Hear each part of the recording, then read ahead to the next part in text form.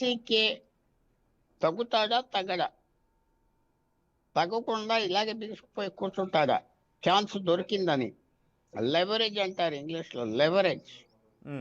చిన్న బలంతో పెద్ద సాధించడానికి ఒక్కోసారి ఛాన్స్ దొరుకుతాయి. సో అది ఎంతవరకు చేస్తారో చూడాలి. నేను అనుకుంటున్నా విజయ్ సక్కంబ్ అయిపోతాడు ఆ ప్రెషర్కి. ఓకే ఇచ్చి పారేద్దాం మనకేంటి, ఏదో డిప్యూటీ సీఎంఏ కదా, ఒక ఎమ్మెల్యే కదా, అది మాత్రం ప్రెషర్కి లొంగిపోతాయి. అతనికి ఈజీ ఆప్షన్గా అదే కనపడదు, లొంగిపోతాడు. సో అది మనం చూడాలి. ఇప్పుడు ఏదో 1-2 గంటల్లో ఆ నిర్ణయాలు వస్తాయి అని కాకుండా, నేను పట్టించుకోను, ఇంకోళ్ళని చేసుకొని లార్జెస్ట్ పార్టీని ఇష్టం వచ్చింది చేసుకోని గవర్నర్కి చెప్పి వచ్చేస్తే అది ఇంకోలాగా ఉంటారు. అది చెప్పే శక్తి లేదు. చేస్తాడా అంటే చేస్తాడని కొంతమంది అంటున్నారు. విజయ్కి ఆప్షన్స్ ఉన్నాయి.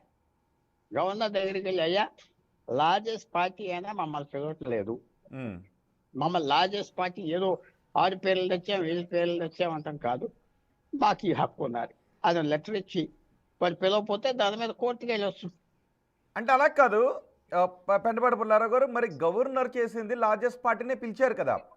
సో లార్జెస్ట్ పార్టీని పిలిచినప్పుడు వాళ్ళ బలం నిరూపించుకోకపోతే, అంటే గవర్నర్ రాజ్యాంగబద్ధంగా వెళ్తున్నారు అంటున్నారు కదా, సో సెకండ్ లార్జెస్ట్ పార్టీని పిలుస్తాడు. ఫస్ట్ లార్జెస్ట్ పార్టీని పిలిచాడు, నిరూపించుకోలేకపోయాడు.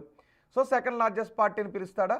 అయితే నిరూపించుకోలేకపోయిందంటే అతను ఏమంటాడంటే, నన్ను ముఖ్యమంత్రి చేసాక నేను ఫ్లోర్లో టెస్ట్ పాస్ అవుతాను అంటున్నాడు. దాంట్లో తప్పు లేదు.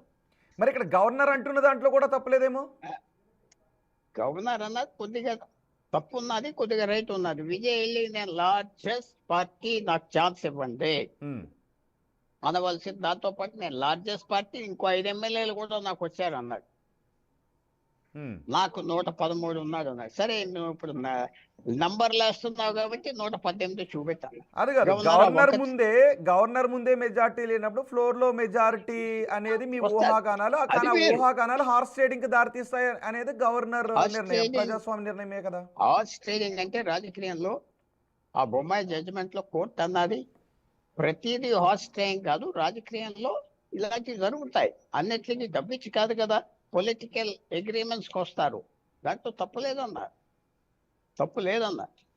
సో హార్స్ ట్రేడింగ్ జరుగుతుందంటే హార్స్ ట్రేడింగ్ హంగ్ అసెంబ్లీ ఉన్నప్పుడు ఏం చేస్తారు, తప్పదు కదా. ఇది హంగ్ అసెంబ్లీ ఆ శాపం నుంచి బయటికి రావాలంటే అడ్జస్ట్మెంట్ చేయాలి. పెంటపాటి పుల్లారావు గారు, ఇక్కడ 2 ఈక్వేషన్స్ కనబడుతున్నాయి. అఫ్ కోర్స్ ఇలాంటి అంటే డిస్క్రిషన్ ఉపయోగించాల్సిన సమయంలో, ఏది క్లియర్ కట్గా లేని సమయంలో ఎవరు ఏ అభిప్రాయం చెప్పినా కొంత నిజం అనే విధంగా కనబడుతుంటుంది. సో ఇక్కడ గవర్నర్ అంటుంది ఏంటి, ఫస్ట్ సింగిల్ లార్జెస్ట్ పార్టీగా టీవీకేని పిలిచాం, ఆయన 118 స్థానాలు మ్యాజిక్ ఫిగర్ని చూపించుకోలేకపోతున్నాడు. ఇక రెండో ఆప్షన్ గవర్నర్ దగ్గర ఏముంటుంది, second largest party third largest పార్టీని పిలవడమా, లేదు గవర్నర్ తన విచక్షణ ఉపయోగించుకొని గవర్నమెంట్ ఫామ్ చేయడానికి కావాల్సిన మ్యాజిక్ ఫిగర్ లేదు కాబట్టి మళ్ళీ ఎలక్షన్స్కి వెళ్ళాలని రిఫర్ చేయటమా ఏంటి? మళ్ళీ పెడతానికి వీల్లేదు. మేము మాట్లాడడం వచ్చా ప్రెసిడెంట్స్ రూల్ పెట్టవచ్చు, కొంతసేపు చూడాలి. ప్రెసిడెంట్స్ రూల్ పెట్టి గవర్నర్ రూల్ పెట్టి టైం ఇచ్చి ఏమన్నా కొత్త ఫార్మేషన్స్ వస్తాయా టైం ఇవ్వాలి. వెంటనే దీనికి ఏం లేదంటే అది కాదు. అసెంబ్లీ డిసాల్వ్ చేయటం అంత ఈజీగా చేయకూడదు. సుప్రీంకోర్టు ఎన్నో ఆదేశాలు ఇచ్చింది. సో అలా చేయడు. ప్రెసిడెంట్స్ రూల్ డిక్లేర్ చేసి కూర్చుంటాడు. ఎవరైనా వస్తారా విశాలంగా 1 నెలలో 2 నెలలు చూద్దామని. అది కూడా జరగవచ్చు. అంత టైం పడుతుందా? నెల సమయం పట్టే అవకాశం ఉంటుందా? ఒకసారి 3 నెలలు పడతాడు, 4 నెలలు పడతాడు. అప్పుడు ఎప్పుడైతే పివి నరసింహారావు గవర్నమెంట్ పడిపోయిందో ఆంధ్రప్రదేశ్లో 75లో 74 73 ఎప్పుడో, అప్పుడు వెంకటరావు గారు గవర్నమెంట్ వచ్చేటప్పటికి సంవత్సరం పట్టింది టైం. సంవత్సరం ప్రెసిడెంట్స్ రూల్ ఎంతో జరిగింది, టైం పడుతుంది. అది చేస్తాడా గవర్నరు? నేను మండే వరకు టైం ఇచ్చాను అన్నది ఎక్కడో.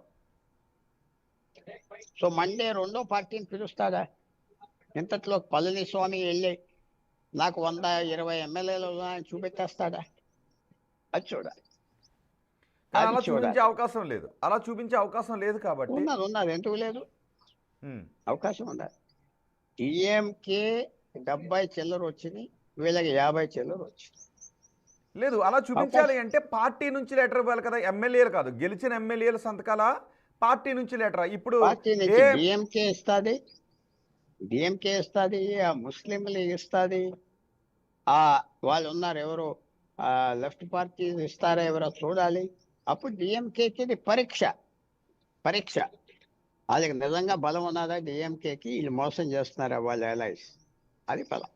నేను అనుకుంటున్నా డిఎంకే అది చేయగలదు.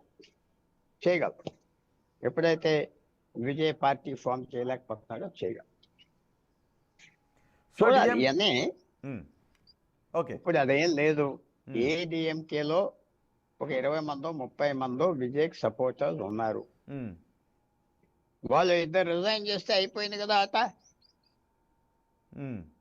ఇద్దరు రిజైన్ చేసేస్తే అంటే మీరు అన్నారు కదా మరి ఇంతకు ముందు స్వేరింగ్ చేయక ముందు రిజైన్ చేయడానికి అవకాశం లేదు అని మీరు అన్నారు. వాళ్ళు ఎలా రిజైన్ చేస్తారు? వాళ్ళు సంతకం పెట్టేస్తారు, ఒక ఇద్దరు వస్తారు, తర్వాత డిస్క్వాలిఫై అవుతారు అంతే.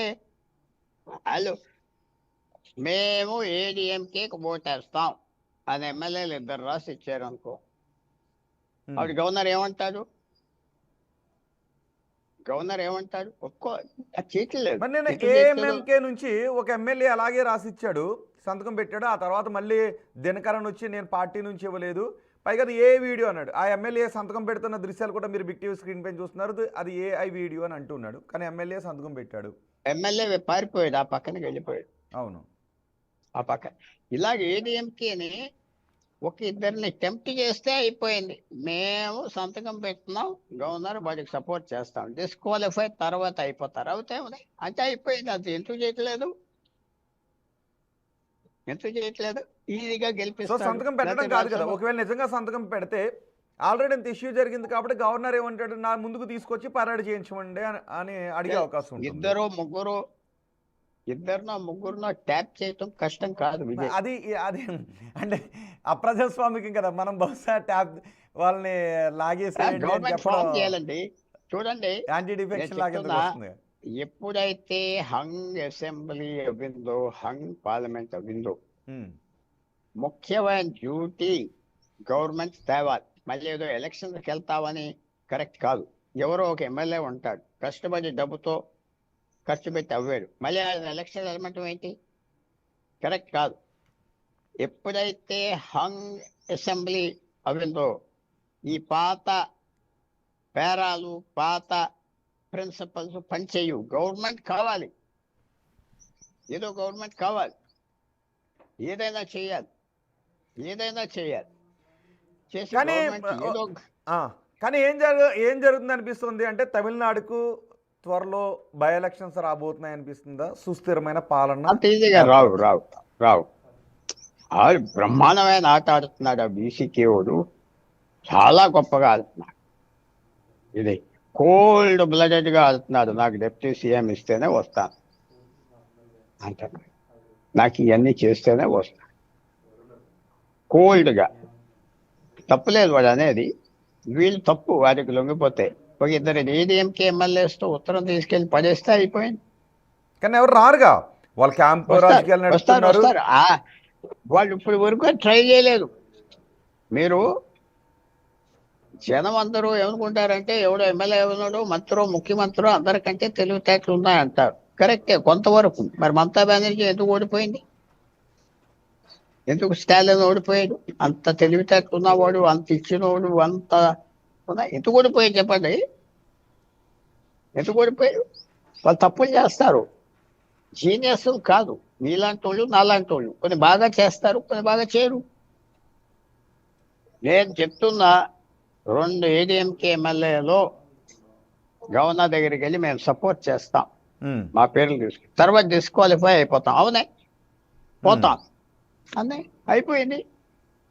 వాడిద్దరిని టెంప్ట్ చేయలేకపోతున్నాడంటే స్నబ్దుడు విజయ్. మీరు ఆలోచించండి, అదే ఇల్లీగల్ కాదే, డిస్క్వాలిఫై అయిపోతాం. అవునే, ఆడు ఓటేసే వరకు డిస్క్వాలిఫై చేయకూడదు కదా. ఆడు ఓటేసాక డిస్క్వాలిఫై చేయి, అది వెళ్ళిపోతారు, రీహాబిలిటేట్ చేస్తారు ప్రభుత్వం. ఆ తర్వాత డిస్క్వాలిఫై అవుతారా లేదనేది స్పీకర్ నిర్ణయం. స్పీకర్ డిస్క్వాలిఫై చేయొచ్చు, చేయకపోవచ్చు. కరెక్ట్.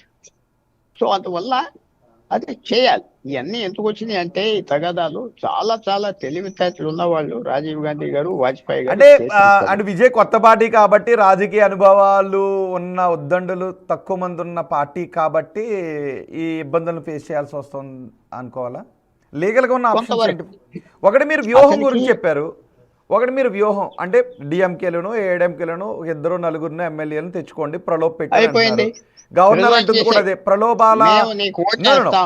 ప్రలోభాల పర్వం వెళ్తుందేమో అన్న భయంతోనే నేను విజయ్కి అవకాశం ఇవ్వట్లేదు ఫ్లోర్ టెస్ట్ కానీ అంటున్నాడు.